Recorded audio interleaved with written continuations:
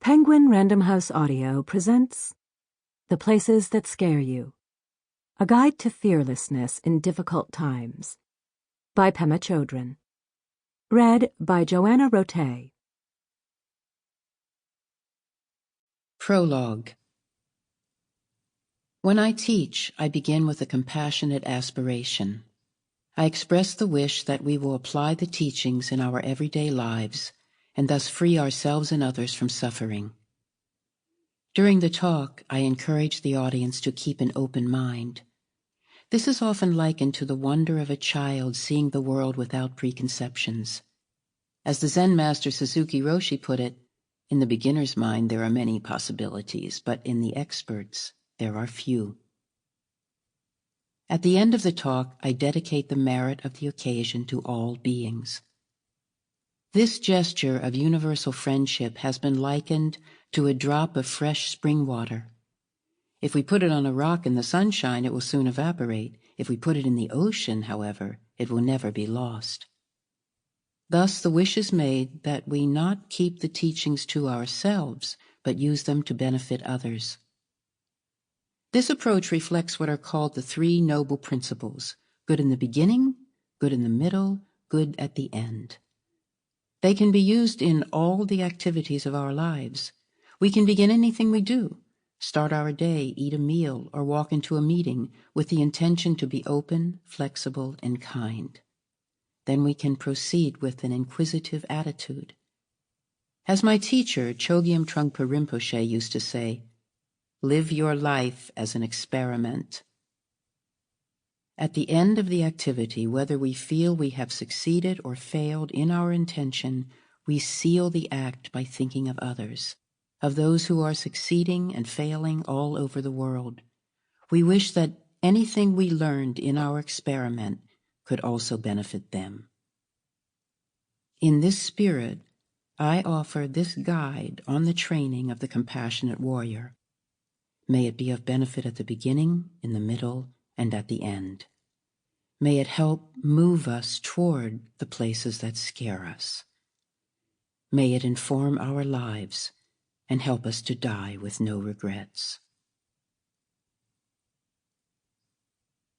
Chapter 1. The Excellence of Bodhicitta. When I was about 6 years old, I received the essential bodhicitta teaching from an old woman sitting in the sun. I was walking by her house one day, feeling lonely, unloved, and mad, kicking at anything I could find. Laughing, she said to me, "Little girl, don't you go letting life harden your heart." Right there, I received this pith instruction. We can let the circumstances of our lives harden us so that we become increasingly resentful and afraid, or we can let them soften us and make us kinder and more open to what scares us. We always have this choice. If we were to ask the Buddha, what is bodhicitta? He might tell us that this word is easier to understand than to translate. He might encourage us to seek out ways to find its meaning in our own lives. He might tantalize us by adding that it is only bodhicitta that heals, that bodhicitta is capable of transforming the hardest of hearts and the most prejudiced and fearful of minds. Citta means mind, and also heart or attitude. Bodhi means awake, enlightened, or completely open. Sometimes the completely open heart and mind of bodhicitta is called the soft spot, a place as vulnerable and tender as an open wound.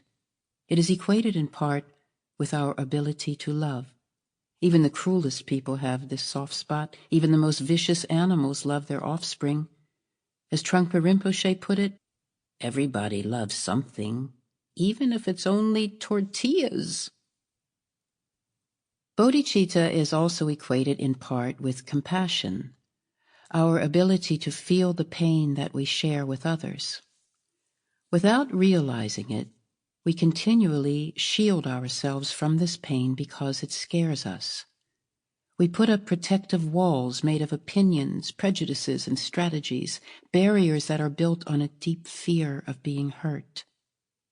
These walls are further fortified by emotions of all kinds: anger, craving, indifference, jealousy and envy, arrogance and pride. But fortunately for us, the soft spot, our innate ability to love and to care about things, is like a crack in these walls we erect. It's a natural opening in the barriers we create when we're afraid. With practice, we can learn to find this opening. We can learn to seize that vulnerable moment. Love, gratitude, loneliness, embarrassment, inadequacy, to awaken bodhicitta. An analogy for bodhicitta is the rawness of a broken heart. Sometimes this broken heart gives birth to anxiety and panic, sometimes to anger, resentment, and blame. But under the hardness of that armor, there is the tenderness of genuine sadness. This is our link with all those who have ever loved. This genuine heart of sadness can teach us great compassion. It can humble us when we're arrogant and soften us when we are unkind. It awakens us when we prefer to sleep and pierces through our indifference. This continual ache of the heart is a blessing that, when accepted fully, can be shared with all. The Buddha said that we are never separated from enlightenment. Even at the times we feel most stuck, we are never alienated from the awakened state. This is a revolutionary assertion. Even ordinary people like us with hang-ups and confusion have this mind of enlightenment called bodhicitta. The openness and warmth of bodhicitta is in fact our true nature and condition. Even when our neurosis feels far more basic than our wisdom, even when we're feeling most confused and hopeless, bodhicitta, like the open sky, is always here, undiminished by the clouds that temporarily cover it. Given that we are so familiar with the clouds, of course, we may find the Buddha's teaching hard to believe. Yet the truth is that in the midst of our suffering, in the hardest of times, we can contact this noble heart of bodhicitta. It is always available in pain as well as in joy. A young woman wrote to me about finding herself in a small town in the Middle East, surrounded by people jeering, yelling, and threatening to throw stones at her and her friends because they were Americans. Of course, she was terrified, and what happened to her is interesting. Suddenly, she identified with every person throughout history who had ever been scorned and hated. She understood what it was like to be despised for any reason: ethnic group, racial background, sexual preference, gender. Something cracked wide open, and she stood in the shoes of millions of oppressed people and saw with a new perspective.